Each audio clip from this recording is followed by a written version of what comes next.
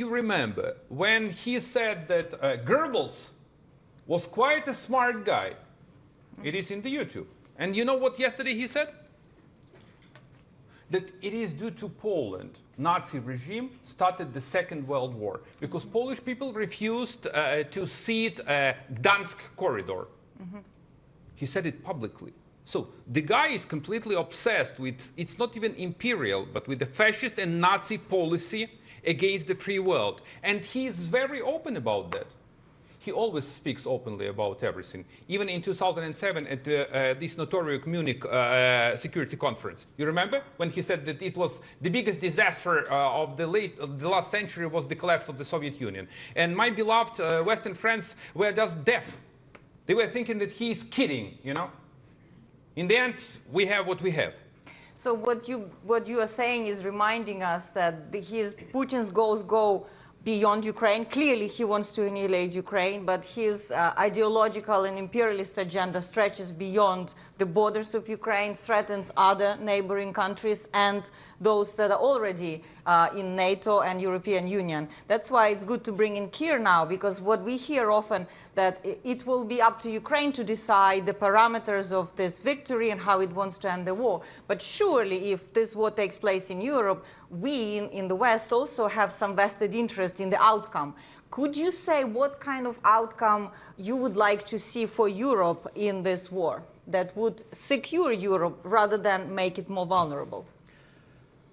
Well, since we're talking about Russia, Ukraine, and Europe, if you'll forgive me a minor digression, it's probably a good time to mention how Chatham House is going to be addressing that problem, because we have a new leader of a combined program bringing together the remnants of the Russia-Eurasia program, including the Forum, and the Europe program into a Europe and Russia program with a new leader.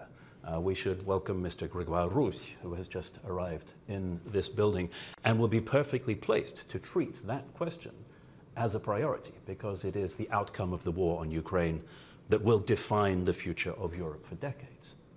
Now, we are told by Bromwell Maddox, our director, Mr. Rousse does speak Russian, which is natural enough since it will be essential for the job he is going to do. And I'm very much looking forward to meeting him and to hearing his vision for how Chatham House can bring together those two elements, Europe, including Ukraine, Northern Asia, including Russia, and foster those two vital interlinked goals of promoting Europe's defense and Russia's defeat.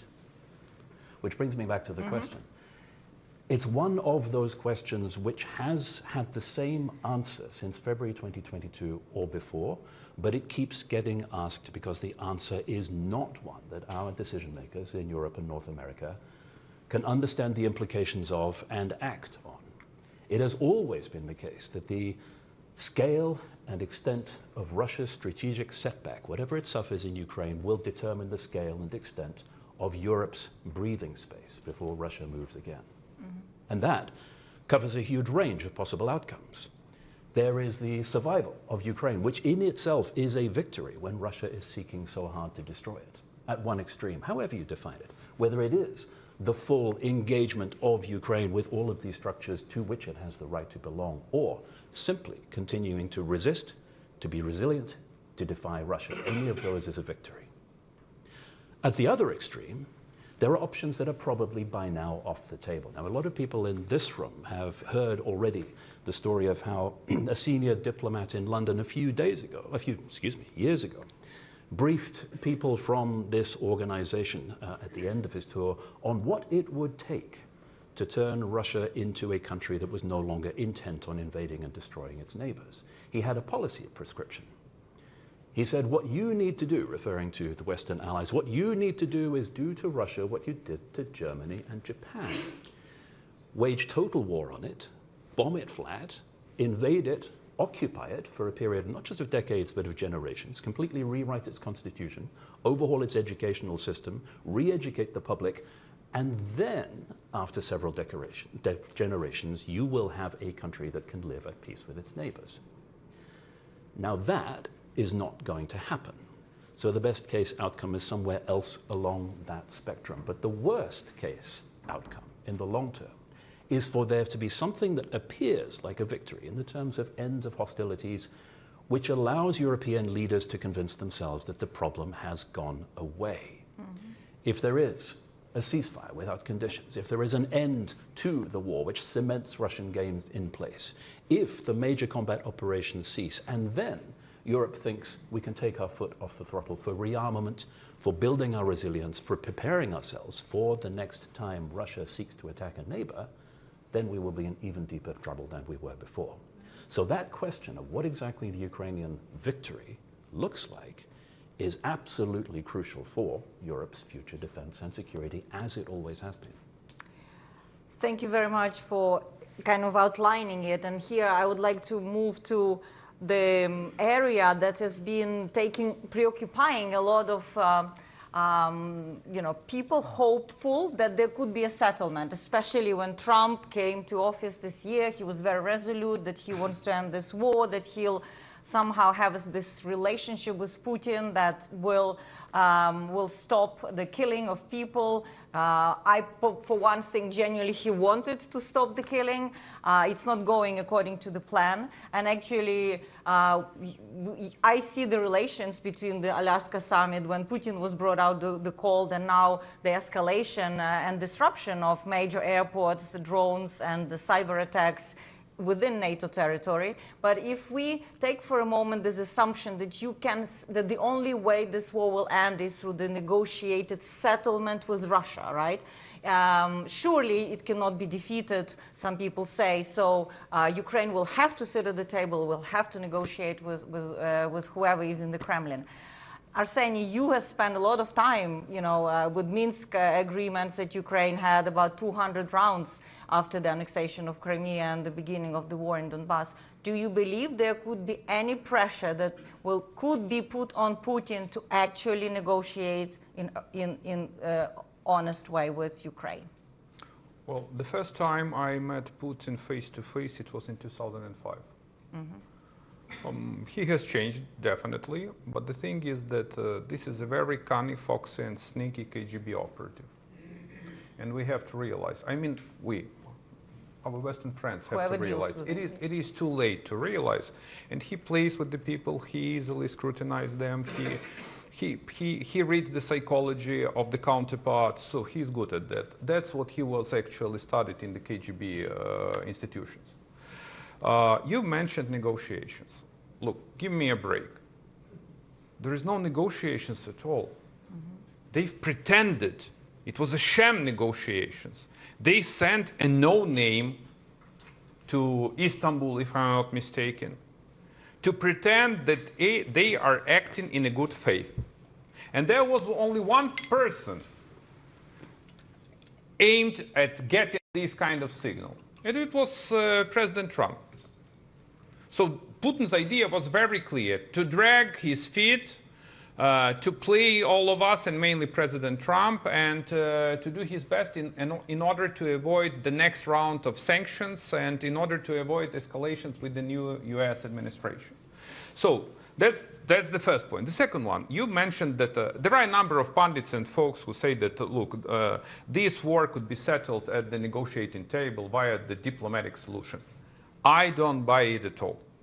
This war won't be settled by diplomacy. And here is the reason why. We are completely irreconcilable. He wants to kill us, and we want to live. Tell me, where could we find the common ground? Maybe we should find some kind of extraordinary diplomat who will provide us this kind of common ground. But I am not sure that he exists on this earth. So, going back to the question you've raised, there is only one way to make Ukraine to win. And with all due respect, you said that it's up to Ukraine to decide the terms and conditions of the peace. That's what we hear often. Yeah, and I like this. I like this kind of statement, and I really admire. But here is the thing. If we are let alone to decide, Putin will get what he wants. And he wants an entire Ukraine. And he is ready to cut the deal. He is ready to get so-called peace at any price for Ukraine, but at the best price for him, with the capitulation of Ukraine. So we desperately need your support. I mean, the support of the Western world. And that's what he was playing for. He expected that the US administration will turn its back on Ukraine and that there will be a huge fragility within the European Union, which we actually witness right now, okay? Undecisiveness, never-ending talk shops. And in this way, this kind of the war of attrition will deliver the best result for Putin, which is Ukraine and the restoration of the Soviet Union. And last but not least, you've just mentioned Putin, I mean Russia. Yeah. That it is Russia that is waging the war. Let me provide you with the bigger scope. It is not Russia. This is an international conflict. China is providing a lifeline to Russia. China is supporting this war. China is an accomplice in this war. China is a key partner of North Korea that deployed its troops against Ukraine and provides an ammo in this war against Ukraine. China is an ally to Iran. So, given that, look, China, Russia, and another pariahs, they present a totalitarian regime that is fighting against the democracy and the free world. So this is the definition of this conflict. It is not just Russo-Ukrainian war. It is bigger. Yes, thanks for bringing that perspective. And now, if Kira, I ask you the same question, but more building on Arseniy's response, how can we change the calculus on Putin in this war through hard power, if it's not through negotiations and appealing to the costs that he is already encountering? I remember I was told at the beginning of the war by one of the East European foreign ministers that he thought if Russians would lose 500,000 men in Ukraine, they would end the war. But I said, surely Russians are counting losses more in tanks and in equipment than in men. And we are not inflicting high enough damage to Russia. So what it is that could either deny Russia capability to wage the war or change its calculus? Well, sadly, in spite of all the evidence, the idea that this war can be brought to an end through negotiations refuses to die. I lost count of the number of times I was doing media interviews over a period of extended months asking me to comment on the peace talks, quote unquote, the negotiations. And when I said, what negotiations? They are not happening. There is no point of contact. There is no discussion that is actually going to lead to any kind of outcome that you have in mind. Everybody was terribly confused because the presentation of what Russia was doing was not just for the audience of Trump. It also was very natural for global media to engage in this process and pretend that something was happening. But it was well before the end of 2022 that the then Ukrainian commander, Valery Zaluzhny, identified that the center of gravity for confronting Russia was, in fact, bringing it home to ordinary Russians, that the war was not something that was being waged on their behalf a long way away for exterminating Ukrainians, that we can all cheer and it won't affect us, but would in fact affect Ukrainian society and Russian society. Excuse me, Russian society. And the calculus behind that is that the only way to induce the Russian leadership to end the war is to present a challenge which is a threat to that grip on power of Vladimir Putin. Now, this is something which we see Ukraine developing on a daily basis, bringing home to ordinary Russians that this affects them, for example, by making sure that they cannot buy petrol to fuel their cars. But it's also that is already happening to a degree. Exactly. It's also something which Ukraine's foremost Western backers were trying hard to oppose under the previous US administration, for example, that had reached the conclusion, partly as a result of how Russia was presenting this war, reached the conclusion that it was more dangerous to allow Russia to be defeated than for a neighbor of Russia to be destroyed. And that is still a mental block that it is hard for some backers of Ukraine to overcome. Is it possible to defeat Russia? Of course it is. Will people do it? That's a whole other question. Whether there is the will across Europe to actually recognize what is at stake and take steps accordingly is a whole other question. Now, we know what Russia is concerned about. Let's look at what's been happening in Denmark over the course of this month. Denmark identifies what it is that deters Russia, long-range precision strike, to hold at risk things that matter to Russia. Russia has hysterics as a result. starts the nuclear threats, and then a few days later, drones mysteriously appear over Copenhagen Airport. We know this matters to them because not only of the concepts of deterrence and war termination that they have written about at enormous length over the previous decade, but also how they react when it happens. So it can be done. The question is, will it? Yeah, and just to bring in the question from James Nixie, the former director of Russia and Eurasia, he says, good morning to all of you, gentlemen and ladies, and the question is a bit hypothetical, and he understands that, you know, it's a speculative alternative history, but what might have been, what would our world look like today if Ukraine were provided all the necessary military kit, the Taurus tank-stopping landmines, air protection, possibly the Sky Shield that there has been a discussion a lot. Could we be bringing Ukrainian victory closer? Well, let's take it back even further than that. Because what if in October, November of 2021, when Western powers were fully aware what Russia was planning, they had decided, instead of deciding that there was nothing they could do about it, to actually do something. Yes. If there had been the kind of support for Ukraine that was designed to deter Russia from attacking, as opposed to the endless diplomatic processions to Moscow to try to cajole President Putin out of doing something that he had his mind set on by saying, we know exactly what you're going to do, but we're not actually going to do anything to stop you, then we could possibly have had the start of the process, the long process of turning Russia into a country that is deterred and has had boundaries set for its behavior. And that is the only way we are, over the long term, going to remove the only hard security threat to the European continent. But instead, that process did not start, and so Russia continues the pattern of its post-colonial wars, bringing it what looks like success on Russian terms. Until that changes, this will never stop, and until Russia itself changes, we are always going to have this problem.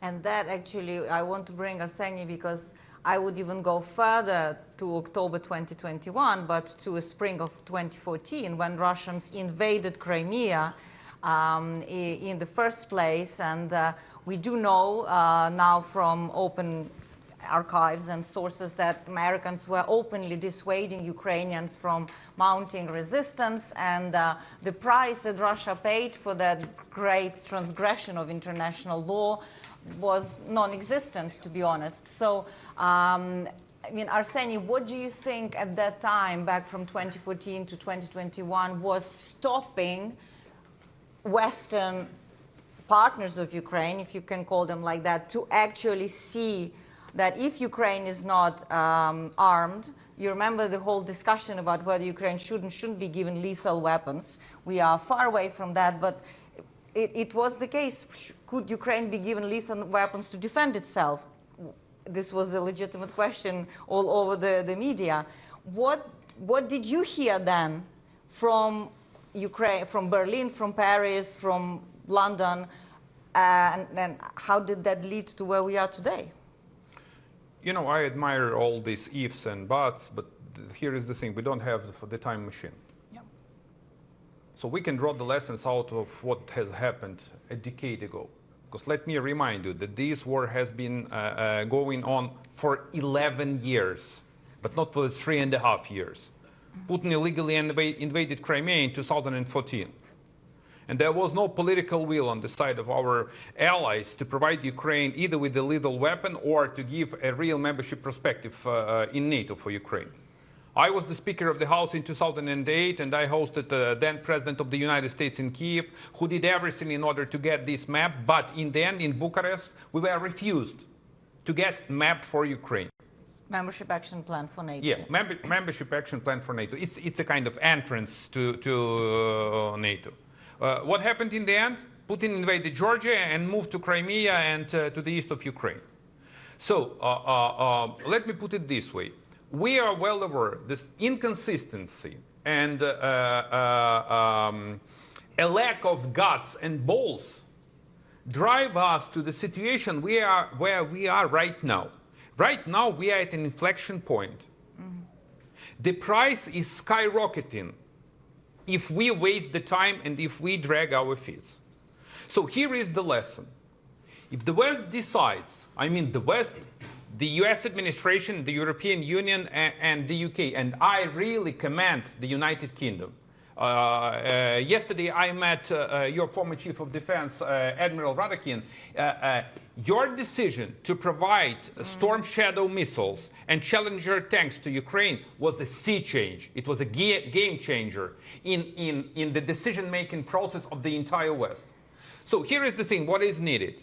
So first, we need an additional security supplemental for Ukraine from the US administration and from the European Union. Second, we need to get a real financial support. The budget gap is around $170 billion in the forthcoming 3 years. Fourth, we urgently need to increase the military production capacities, both in the European Union and in Ukraine. We make cheaper, better, and quicker, in Ukraine. So please give us cash in order to provide Ukrainian military with the necessary ammo. Fourth, we need urgently to confiscate Russian assets because you guys are facing tremendous financial problems. And we have the source, which is completely in line with the international law. And I can elaborate on this, why it is in line with the international law to make Russia accountable and to confiscate Russian assets. And last but not least, China and India, those who support Russia and those who help Russia to circumvent sanctions. So we need to hold the dialogue with India and to press on China. This is the menu I've got out of these 11 years of indecisiveness, okay, that we faced. In terms of,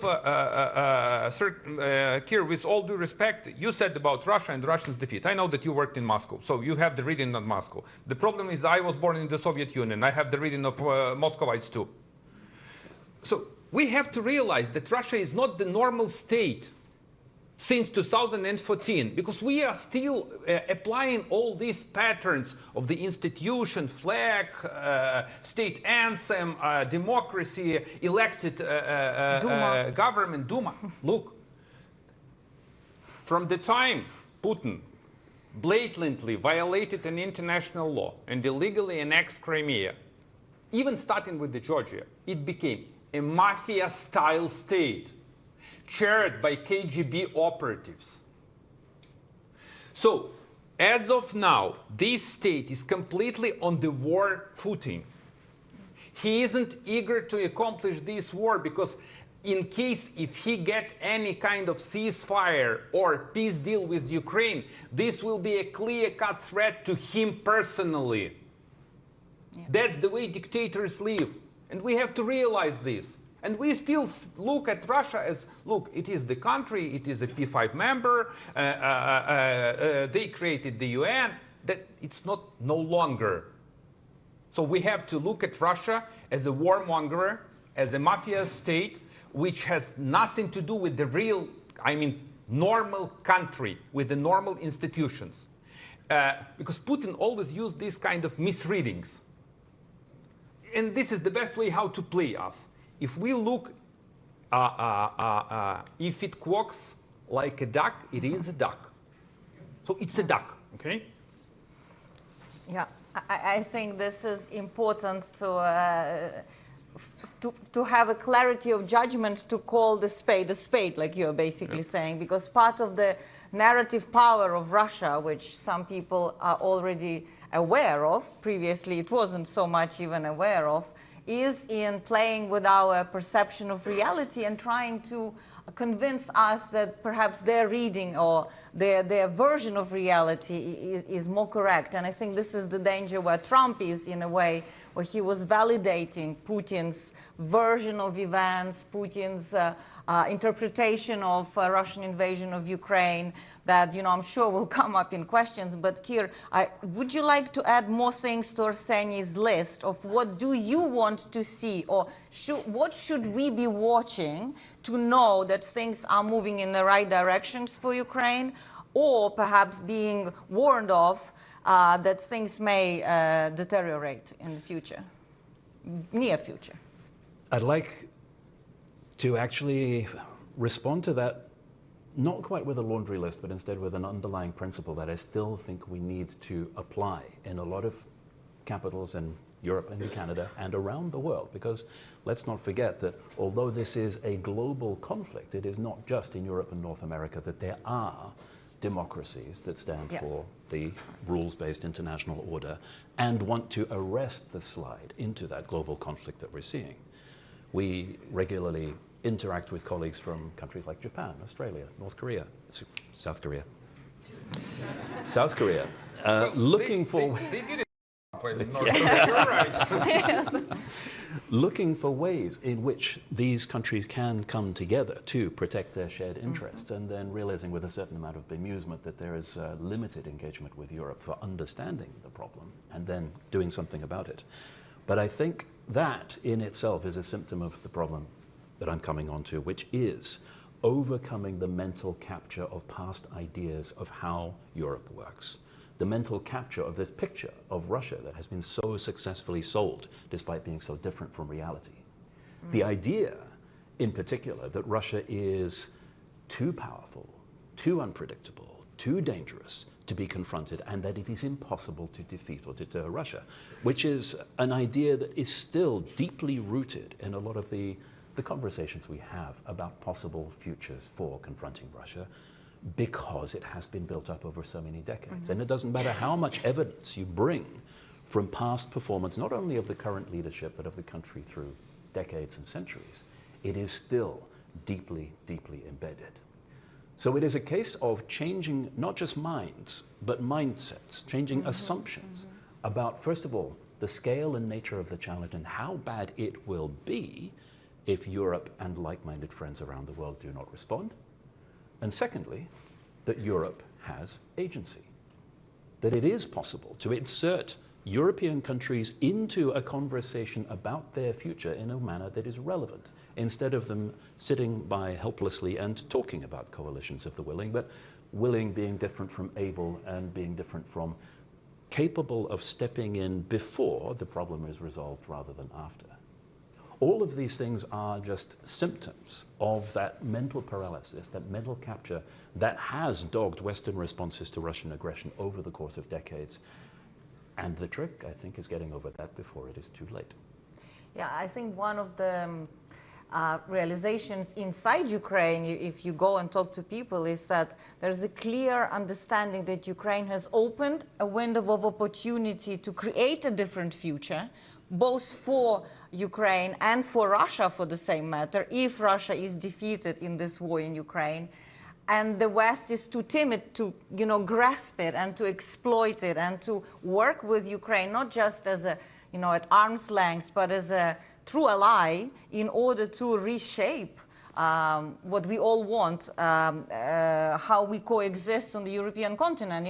That this is the continent of the smallest size and the biggest diversity, whereas Russia is the big landmass with no diversity at all. So there are all kinds of conceptual conflicts entrenched already in that existence. But I think what also, I'm sure, Arseniy, you would agree, there's a lot of anger in Ukraine that we are wasting time, that we are doing everything that we said impossible at the beginning too late. And this drip feeding of Ukraine's battlefield capability actually turns war in Russia in favor of creating it as a war of attrition, which they think so far they can win. But I'll open now the floor to questions from the audience. I see already lots of hands, so let's bring on the lights. Let's please introduce yourself, and I'll take 2-3 questions. Try to be brief, because as you can see, there's a lot to come. Please, ladies in the first.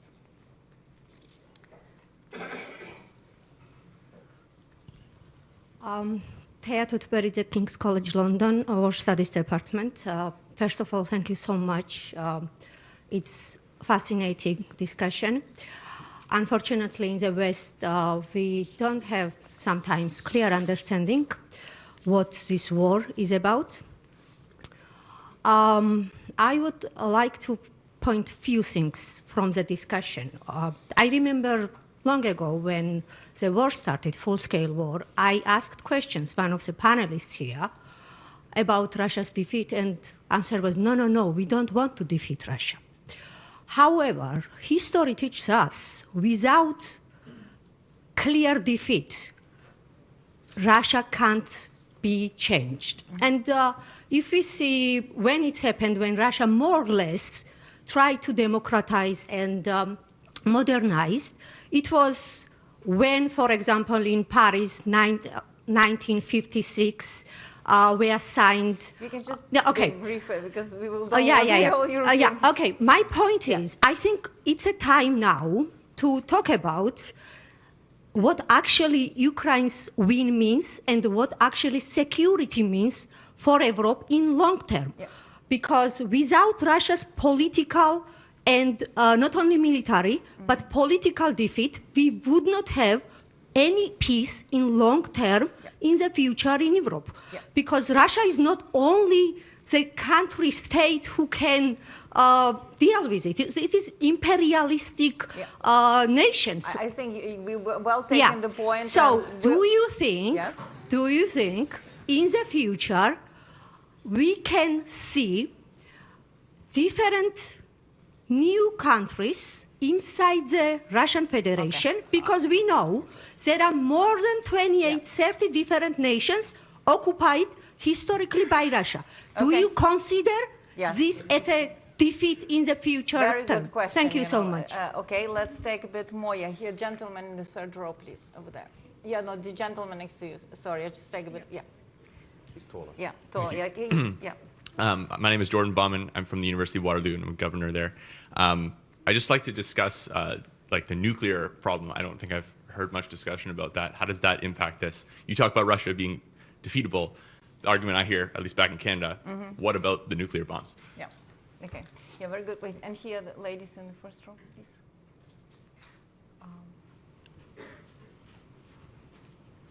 Thank you.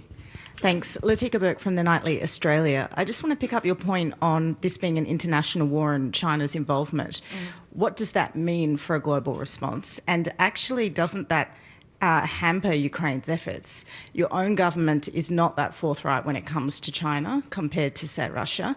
And actually, the involvement of China in this means other countries who may understand the threat of Russia are more reluctant to get involved if it means China, given their own trading relationships. Thank you. Well, excellent. The big diversity of questions. So what may happen inside Russia with the de-imperialization of its own proper territory, nuclear, whether it stands on the way, and China? Maybe we'll start with, I don't know, Kir? Sure. I'll try to keep this super brief, although there's a lot to talk about, and especially in the first two questions. Taya, thank you for agreeing violently with us. The fragmentation idea, Russia will break up if it's defeated, and the nuclear idea, Russia will lob nukes if it's defeated, actually have something in common. It is a myth that has been very successfully sold to the world by Russia, because there are different constituencies that link those two arguments together, and they've been an incredibly powerful tool for Russia, deterring anybody from getting in Russia's way. The idea that, that Russia now replicates the circumstances of 1991, and if you do cause Russia to suffer a strategic setback, it'll break up into mini statelets or warring parties, all of whom have nuclear weapons, and it's a disaster, is not based on fact, because none of the circumstances that applied then pertain. But it's very satisfactory to people who want to argue you can't defeat Russia because it's too dangerous, or if you want to tell Russians the outside world is conspiring to destroy and fragment us, and therefore we need to fight this war even harder. And so it's been sold to different constituencies, and it's self-perpetuating. On the nuclear side, Jordan, the reason I didn't mention it is because it's not relevant, which surprises a lot of people, just as it surprised you. There were some questions related to that online. Could talk about this forever. Let me, instead of spending the remaining 22 minutes on that topic, which I very easily could, point you to a Chatham House publication from March 2023 called Russian Nuclear Intimidation and How It Shapes Western Policy. And if you still have questions after reading that, do please ping me. Okay. Arseniy. You're so smart, not like we politicians. So I fully share your take. So next time you'll go first, so you don't have such an easy time here. Yeah. So here is the thing. I don't have crystal ball what's going to happen to Russia. But I know for sure that the only chance to change Russia is to make Ukraine win, period. If Ukraine wins, this would bring a dramatic... A chance. a dramatic changes in Russia. This, not a chance. You think it will trigger change? I strongly believe that this will definitely change Russia. In what direction, that's another issue, okay? Yeah. But this will bring real changes in Russia. In terms of nukes, here is the thing. I fully share your take. Putin is bluffing. But there is one problem. These lunatics, they have nukes. And if you have nukes, you have so-called button. And if you have this so-called button, there is a minor chance that this bunch of idiots can press the button. The good thing is that China is doing everything to tie his hands. It's not in the interest of China. The same goes with the Americans. And my message to you, I mean to the United Kingdom, and a similar message to France, folks, you are the superpowers. You just underestimate yourself. You have military, cash, resources, economy, and nukes. So why the hell we are scared of Putin? So to put it in a nutshell, yes, he has nukes, but I believe he is bluffing. We have always to be vigilant, careful, but he is bluffing. And that's the very thing that he was playing with the US administration. Just reaching out to the White House under Biden administration and under Trump administration with this nuclear cyber rattling. And that's the reason why the previous administration dragged its feet, but at least delivered support to Ukraine. And I hope that administration will do at least something, because we are still getting the support from the US, but from the previous appropriation package passed by the previous House. And in terms of China. Look, I am not an expert in China. I never comment on the stuff I don't understand. But what I do really understand is that China wants to create a new global order. And it is so obvious for me. It is as plain as the day. Look, they have 1.4 billion people. They have nukes, they have army, they have cash. They've been humiliated by the Western-led order, but in the last 2 decades, they made a tremendous progress due to this Western-led order. So that's the reason why I don't buy these kind of statements, negative statements about the Western-led order. So the thing is that, can we as Ukraine handle China's issue? No, we can't. We don't have leverage. But can the EU and the US make it? Absolutely.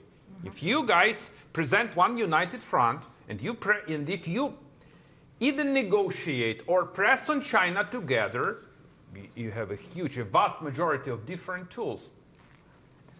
Yeah, I'll take a few questions from here. Ben and then Dom. Yeah.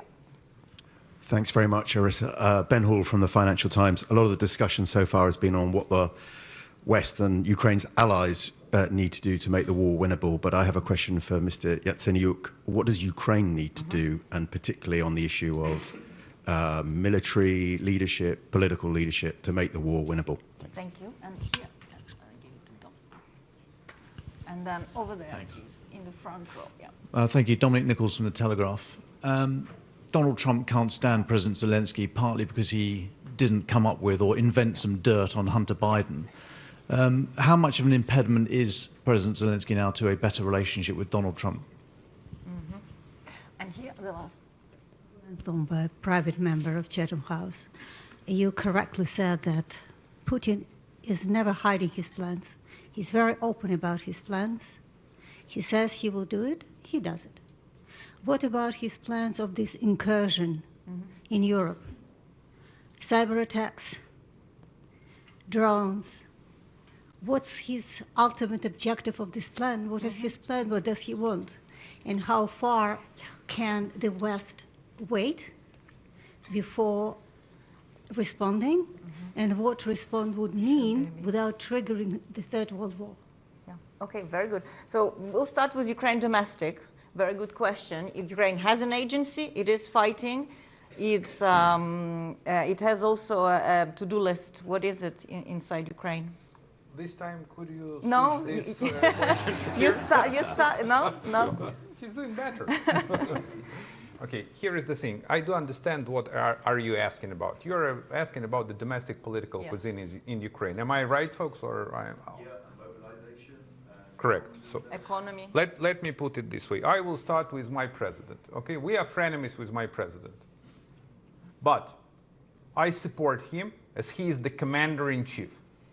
And we have to rally around the flag. Ukraine's democracy is not flawless, far from that. The same goes with the British democracy. And we are under the martial law. And I've got the latest polls. Just before my trip, I asked Razumkov Center to conduct these polls. Could you imagine that the majority of Ukrainians still believe that Ukraine is a vibrant democracy? Yes, the numbers went slightly down. But we managed to maintain around 65% of those who strongly believe that the Ukraine is a democracy. And more than 80% believe that Ukraine will be the vibrant democracy after the war. So what is needed? We need a very strong political unity in Ukraine. And we have to maintain this political unity. And I wish my president and the government to do their best in order to get everyone on board in this fight against Russia. So we are not allowed to have any kind of fissures or being at loggerheads inside Ukraine. This is the very thing that Russians were always playing with. And I do remember this in 2014, 15, and 16. And this was one of the reasons why, for the first time in Ukraine's history, I was the first prime minister who resigned voluntarily. One can say that I am an idiot, okay, maybe. but for the sake of the country. So it is important to maintain this kind of political stability. The second one, it's about the morale of Ukrainian people.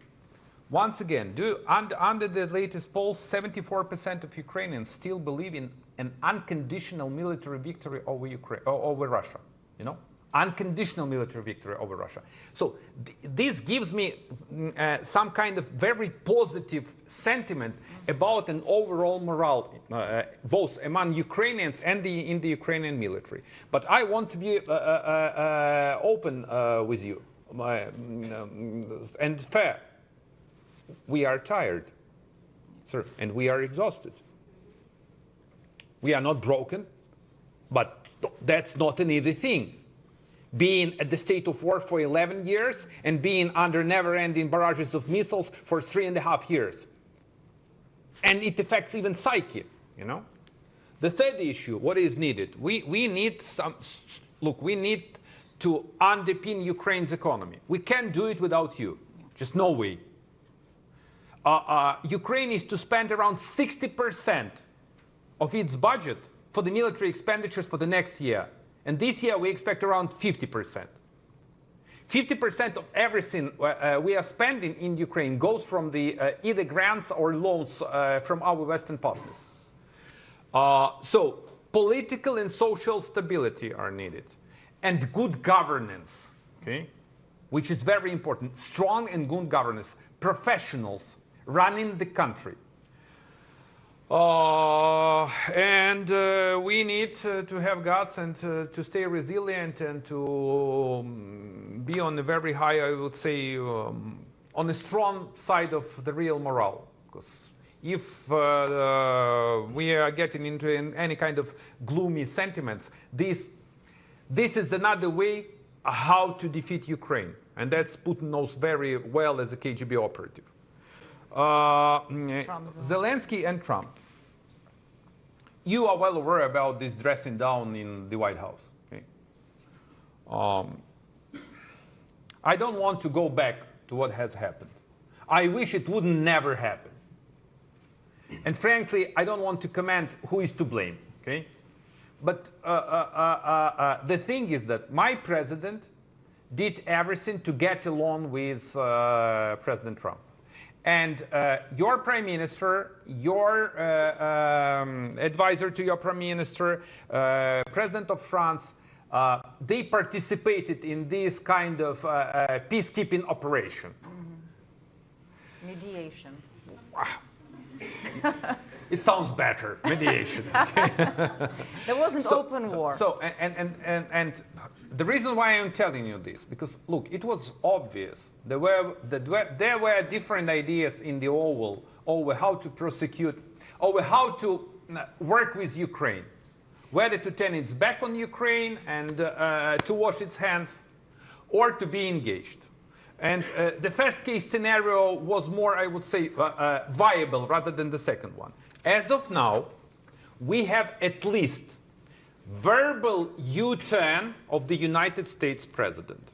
But these verbal U-turn have to be underpinned by actions. That's what I expect to see. And incursion in the EU. Yeah, maybe we'll give Kier the no, chance to. I have to. No, Okay. with all due respect. So you asked about the incursion. There were a number of aims that Putin followed. The first one is to test Article 4, Article 5, to test military protocols of the European Union. But the main idea he had is to send a signal to every single nation of the European Union.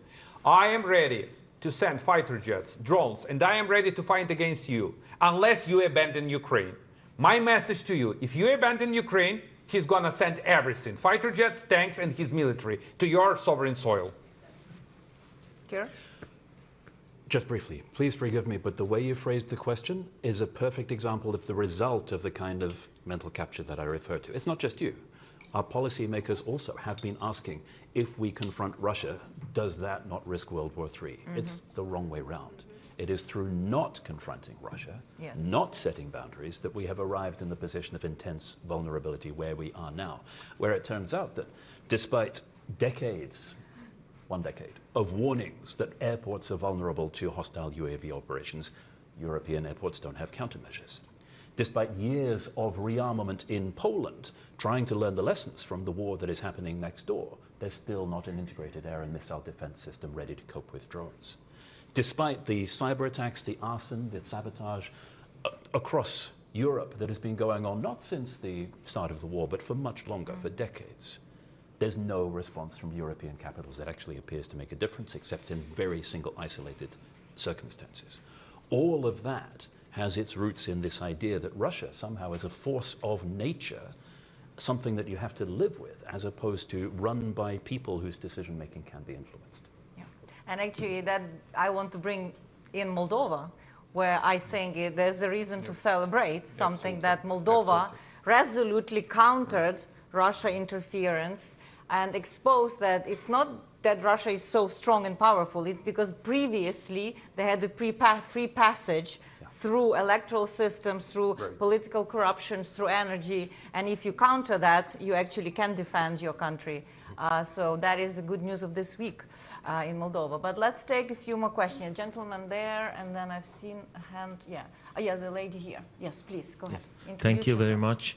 My name is Human. I'm a PhD researcher on financial crime with focus on Russia, China, and Iran. There are indications that some European and post-Soviet states continue to provide financial channels enabling Russia to evade sanctions. How should Ukraine and its real partners respond to what many see as hypocrisy with the international coalition? And I want to say Slava Ukraine. Thank you. Thank you. Okay, very good. Thank you. The lady here. Yeah, in the second row, please. Yeah, I'm sorry. I cannot take all questions. It's good to see such a good interest. Thank you. Hi, my name is Asia Bakum. I am a former BBC journalist and also with Global Diplomatic Forum. I have a question about specifically Trump was overheard saying that Putin wanted to make a deal with him. Can you just elaborate a little bit on what that deal is? But also, do you all believe that Trump is going about trade and tariffs the right way because he's taking power from China and repositioning the U.S. so that it's not maybe even influencing other countries to not trade with China the same way and not be afraid of their military power? And is there anything that you regret not doing, any action that you regret not taking when you were Prime Minister? Good question. We'll take one more and then I think we'll be wrapping up. Ooh, maybe over there I wasn't paying much attention to the corner, sorry. Thank you. Rohudin Ivanovic, Associate Professor, University College London. What are your views on the changes to the deep and comprehensive free trade agreement with the EU? And how do you think the EU is faring in bringing in Ukraine into the single market prior to its official accession to the European Union, and how it's strengthening Ukraine's economic resilience? So big economic bloc, secondary sanction evasion, what could be done, tariffs, whether this is the way to curtail Chinese power, and EU and DCFTA. There were a couple of questions. One here says, would you agree that EU integration process is a significant motivation for the government and citizens of Ukraine and one of the components of Ukraine's victory? You mentioned it at the beginning. And then maybe we'll finish, both of you, on the what kind of deal could they be made? Arseniy, economy. So let me start with the sanctions. First, Russians are spewing and spreading this narrative that sanctions are useless. It's not true. One expected that as sanctions is to be imposed, Russia's economy will collapse. It's an exaggeration. Look at North Korea, Iran, even Cuba. But the thing is that in the long run, Russia right now is paying the price and will pay the price. But the thing is, the biggest, I would say, problem that we are facing right now is that Russia still has an ability to finance its war chest with the hydrocarbons. Look at the numbers. In the last 5 years, Russia's budget revenues from the hydrocarbons are practically flat. It's around $130 billion per year. This is the same amount of cash Russia spends for the war against Ukraine. Yeah. And the reason is very clear, that all these sanctions that have been imposed on the Russian oil and different types of ceilings, they are not efficient. What has been effective? That Russia has been deprived of the primary market of hydrocarbons in the European Union. It is really effective. So what needs to be done? Look, we can do it. We can just sanction all Russian refineries, all those refineries and all the companies that purchased Russian oil. And there is an ability, we have even technical ability to do it via the American banks and European banks. The idea that President Trump launched against, not an idea, an action that President Trump took against India is not the best one. I believe that it's better to cooperate with India and to incentivize them to buy US oil rather than the Russian one. And Americans have a lot of leverage over this. So in terms of sanction and what is needed, we need actually to double check what's really effective and what isn't. So we need a joint body in the European Union and in the United States. And there is no this kind of body, experts and analytical folks who are able to figure out whether it is effective or no, because as of now, Russia is the most sanctioned state in the world. Russia's economy is nosediving, okay? It is nosediving. But they still have resources to prosecute the war. I want to be very clear about that. In terms of Putin's Trump deal, the question you raised about President Trump, look, I will not comment on my beloved President Trump as I am heading to DC. Yes. Are you having a meeting with him? Not sure. But it seems that there was a kind of misreading of President Trump of Putin. So he expected that he can easily cut the deal with Putin, just to chat, to talk, and to convince him. That's not the way it works. It is not a trade deal. Putin is not prosecuting any kind of economic war. This is the mission of his life, because Putin lost Ukraine a number of times. In 2004, they lost Ukraine in 1991, when Ukraine declared an independence. Then they lost Ukraine in 2004, when Putin 3 or 4 times, 2 or 3 times, congratulated the pro-Russian president Yanukovych. But in the end, he failed, okay? They lost Ukraine in 2014, and they lost Ukraine in 2022. Yeah. So it is a personal trauma for Putin. I mean, Ukraine is a personal trauma. And he's very vengeful as a person. Yeah. He's not a good guy. Yeah. No. So you know, and the thing is that Trump really wanted to get some kind of concessions and to cut the peace deal and to get the Nobel Prize in Anchorage. But what he got instead, Putin played him. Putin actually tried to humiliate him. And that's what was happening. So I hope, fingers crossed, that my beloved President Trump has realized this. And we expect to get some kind of real actions from the White House. Then you asked me about what kind of not doing. Regrets Not doing. not doing, that I didn't run for president. That's true. After the Revolution of Dignity? Yeah. But Putin, in general terms, look, I had a lot of flaws, okay, a lot. But on the other hand, well, we did what we can, and I've done what we can. I decreased the budget deficit from 10% to 3%. Okay, could you imagine in the times of war? The same goes. What was the amount of currency Ukraine had after the Revolution of Dignity? It is funny. So I like this the kind of job that I got. In the state coffers, when I was sworn in as a prime minister, you know how much cash I had in the state coffers? 10,000 euros. It is an official data. You can check it in the internet. So we've done a lot, but I had to do more. Maybe in the next life or in the next term somewhere, I will try to fix the flaws that I had. And you can bring Ukraine into European Union. Well, it's a hard toil, yeah. And answering your question on DCFTA and the EU, so as we are out of as we are pressed for time, here is the thing: we urgently. It was a milestone when we signed DCFTA and visa-free regime with the European Union. This was about our choice to join back, and I want to reiterate, to join back our European family. But what is needed right now? We urgently need to open negotiations on an EU accession.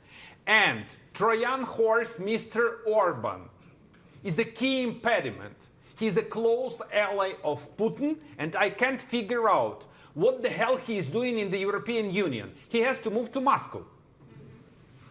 Yeah, maybe joining Eurasian Union. Kier, would you like? Still have time? Yeah, we can just for you to wrap up on the deal, because I think that's something people are expecting or falsely expecting. Well, sadly, it doesn't matter. Yeah. It doesn't matter what kind of deal Trump may have been flattered by thinking he was going to get by Putin, because it was a symptom of what was happening. And what was happening was interaction between an individual who is extremely good at manipulating people, backed up by an entire state apparatus that puts immense emphasis and resources into manipulating people, with an individual who gives every impression of being as easy to manipulate as a 5-year-old. So the problem was the mindset within which this was approached. And the result, of course, is that Russia runs rings around the current administration, even if it is not in ideological sympathy with Putin's vision for Europe. Still, it is disinclined to oppose it. But, of course, there are opportunities and advantages there. And we've seen from the behaviors of this administration how it can be turned to European advantage. If we see that Qatar, for example, can get a unilateral guarantee of security from the United States simply by giving a second-hand aeroplane to the president, there is a proposal, one of the best proposals that I've seen for ensuring that US forces continue to be allocated to the defense of Europe, specifically air defense. And I would really like to know who came up with this idea in the first place, but it's a beautiful one. Build a Trump Tower in every single European capital, it will be defended and then by US the Air future Force. security of Europe will matter to the United States. Here you go. I think that...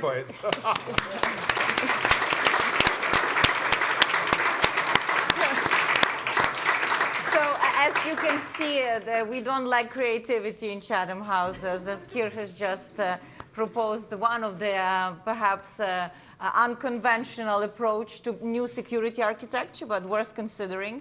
And I hope our event today has illuminated what that strategy, hopefully combined between Europe and United States, could look like.